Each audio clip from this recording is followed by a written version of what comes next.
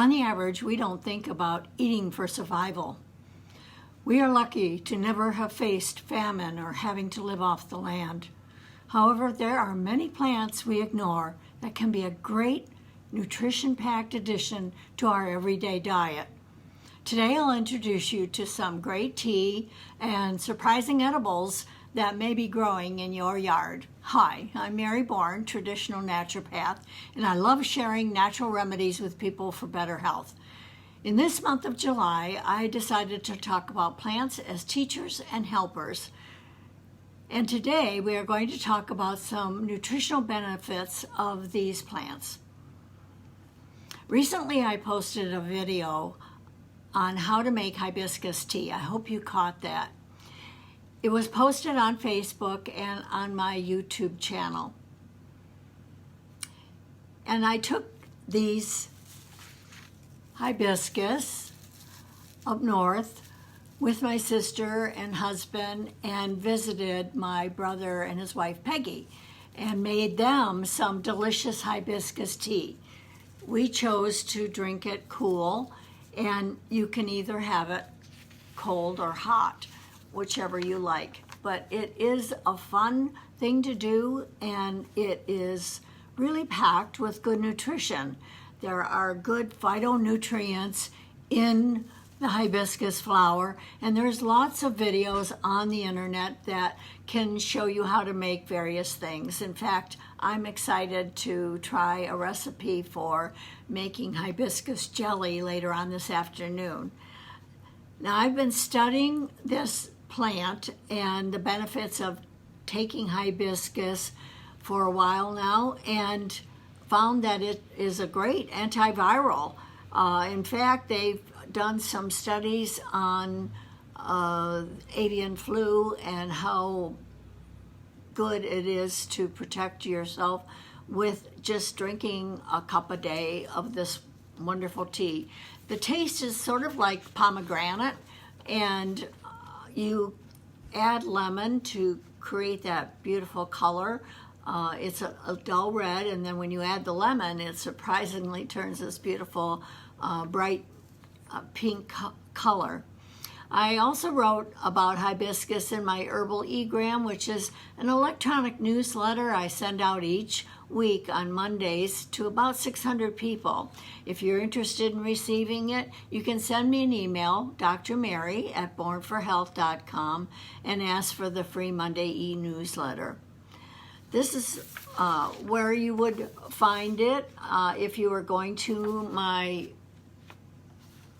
internet, bornforhealth.com. Just look on here, look at newsletters, click on the link, and it will take you right to this page where you can read the newsletters. In fact, there are about a year's worth of newsletters listed on my website for easy reading. Some of them you can read in 2-3 minutes, some of them 5 at the most.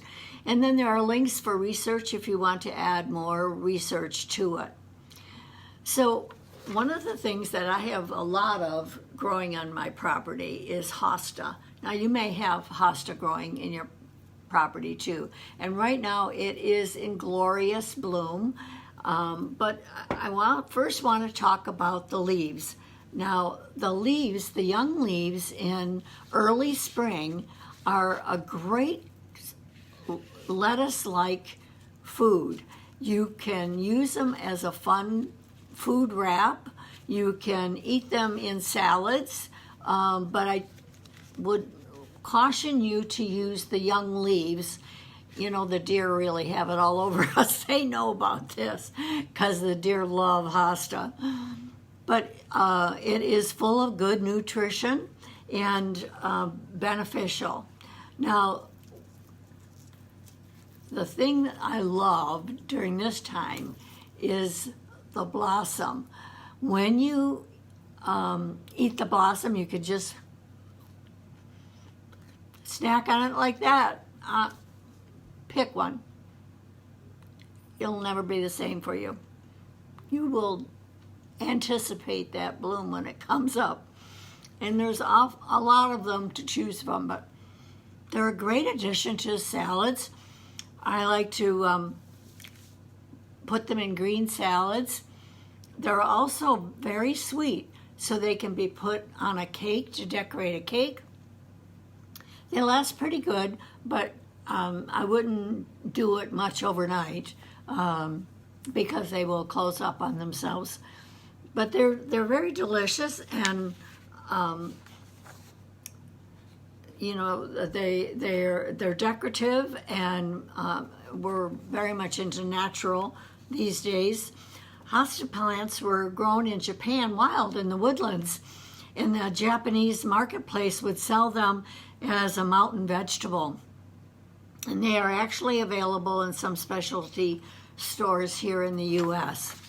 In early spring, like I said, the plant is, you can get the leaves, but even before they arrive, if you're trying to divide some, actually that root is very beneficial. It's been well studied.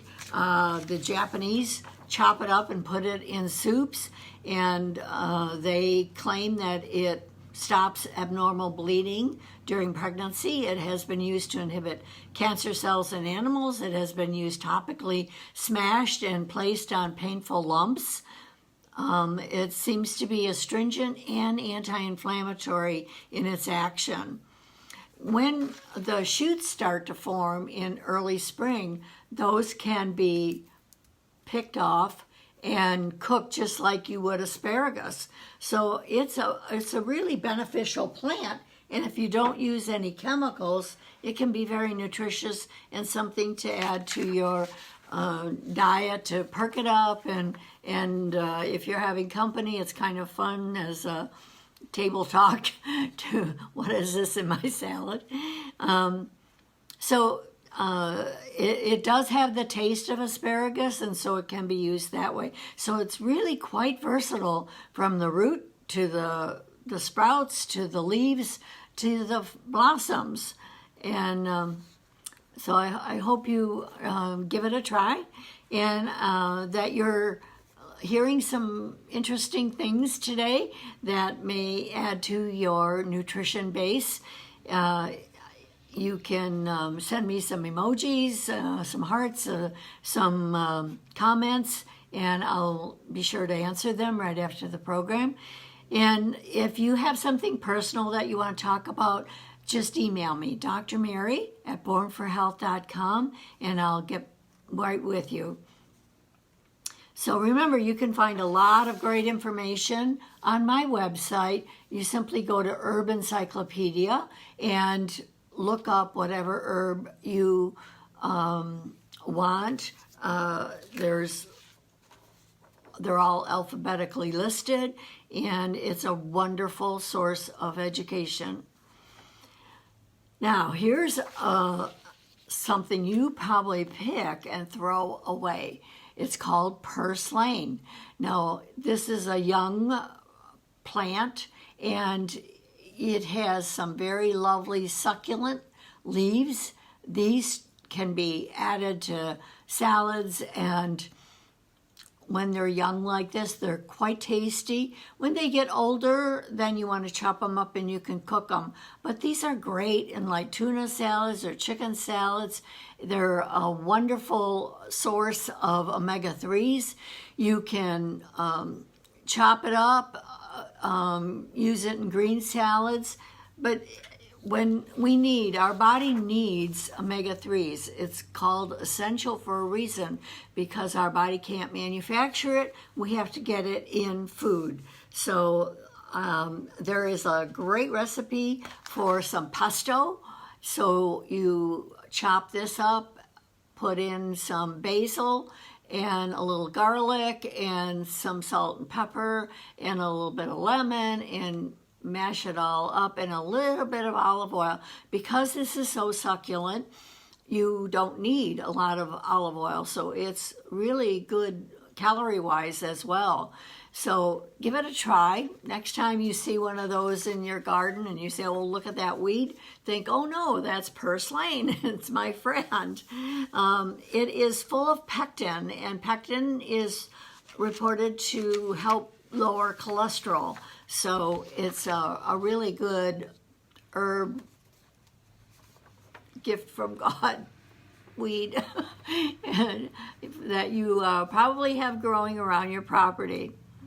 So the omega in this is called alpha-linoleic acid, or ALA, and this herb is 6 times more vitamin E than spinach. So it's really high nutritional value.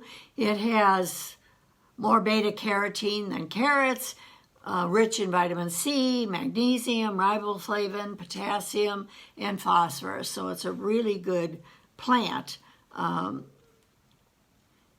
the typical American diet has, we've been told for so many years, low fat this, don't eat fat, but we now find that our brain needs fat, and the shortage is linked to a barrage of illnesses, including heart disease, cancer, and Alzheimer's. So it is important to get some good fats. So I post this class on YouTube for those people who don't have Facebook. So if you have friends and they say, well, I don't do Facebook, please share with them the link that I will put on my Facebook for my YouTube channel, where others can get the hope of good nutrition and understand how disease forms because of deficiencies and abnormalities. So as you know, I depend on nature's sunshine for the better portion of my health and my supplements. Although it is kind of fun to add a few things like this to your diet, because diet should be the base, but then we need to supplement to make sure we're getting the nutrition our body needs. I don't have a laboratory here that would check to see the consistency and create the proper dosage of anything that I grow. So I like to add it to my diet, but I don't depend on it for my health. But isn't it nice to know that if there was shortage, if your family is running into some budget problems, that there are some great things that you can just pick, just as long as you don't use chemicals, that you can pick even from your own yard and use as food items, like making a salad out of hosta leaves and adding to your diet in this way. It is fun to have food that's diverse and added nutrition. Perhaps I've encouraged you to think of plants with medicinal intent as well as culinary. Alternative medicine does work, and it has for thousands of years. Most of the time it is safe and effective, and it has these balancing abilities rather than side effects. Now, I've talked about this herb lots. This is lavender. And my lavender plant kind of gave out this year, so I had to plant a new one. And so it's not producing in volume like I would like it to. But there's a few things that you want to know if you want to preserve the lavender. You want to get it at the budding stage, not when it's full-blown open. It'll stay on the stalk a lot better that way.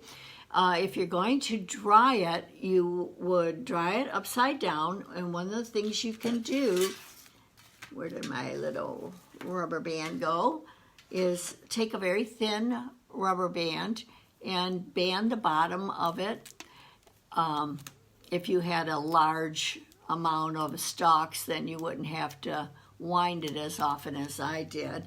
And then take a paper clip, just open it up like that, stick the paper clip in it, and there you have. You can hang this on a twine thumbtacked on the side. And now, a lot of people just leave it like this, and this is great if you want to have the smell.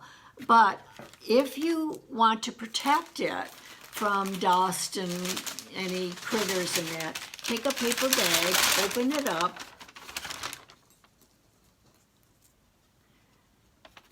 hang it on your paper bag, and then you don't have to worry about where you're hanging it. You can lay it flat, or you can tape this together and hang this from the ceiling, and you will keep the beautiful scent close to it. You won't lose that beautiful scent. And when it's dry, you can take it out of the paper bag and if you want to use it in some kind of dessert or something. There's a lot of wonderful recipes for ice cream and cookies, and that you can use the lavender buds for that purpose. The stalks actually have a rosemary taste to it, so you can chop the stalks up and you can use it the same way you would use rosemary. But in this manner, you're protecting it from dust and anything that might be in the way of good food protection.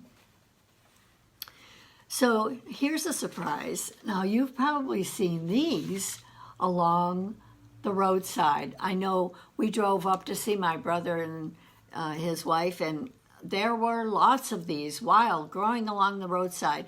Now, I personally wouldn't have picked those because the gas fumes and dust and all that they collect. I grow these in my yard, and this one is a double petal, but you can see the single petal ones are the most common. And these are edible as well. In fact, in China, when this closes up and they dry it, they sell it, and it's called a golden needle. And they put it in soups, and it is supposedly great for post-traumatic stress. It causes you to not be constantly thinking about the traumatic event. So it works as a painkiller, fever. It's a sedative for childbirth. And in my book, if something's been used for thousands of years, it has validity. Just because it doesn't have a double-blind placebo-controlled study doesn't necessarily mean it's not valid. So the flowers and the flower buds provide beta-carotene, vitamin C, iron, and the tubers provide protein and essential fatty acids. So if you got too many and you want to split it, and instead of throwing away that tuber, you can scrub it up and chop it up and use it as a food. It is antimicrobial, antiparasitical, so some claim it may even slow the growth of cancer, although more research needs to be done to verify this. The flowers can be put in salads and eaten the same day. It has like what they call the Cinderella effect. It's called a daylily for a reason, because as the evening progresses, it will close up on itself. But if you look inside, make sure there's no bugs in that. You can dry it closed up like that and use it in soups. It can color it this beautiful saffron color. You can cream soups and add that to it. So it is a great addition nutritionally for your food. You can use it as a garnish, but remember that it does close up quickly. Italian and Chinese cooks dip the flowers in batter and deep fry them, much like people have done with squash flowers. These are a little bit smaller than the squash flower, but they're very, very good. Some people will stuff them with sweetened cottage cheese and a little bit of fruit or some nuts or both, and then close it up and then put a couple of toothpicks in it, and it makes a fun little dessert or hors d'oeuvre. So I hope that you have learned some fun tips today and that you share these tips with your friends.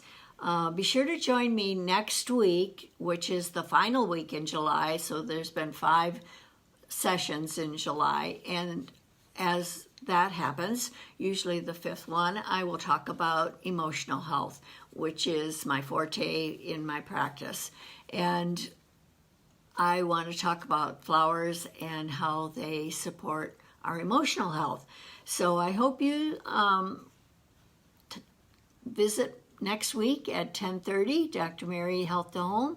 And if you want to contact me in the meantime, email Dr. Mary at bornforhealth.com, and I'll be happy to respond to that. And so here are your action steps. Share some hibiscus tea.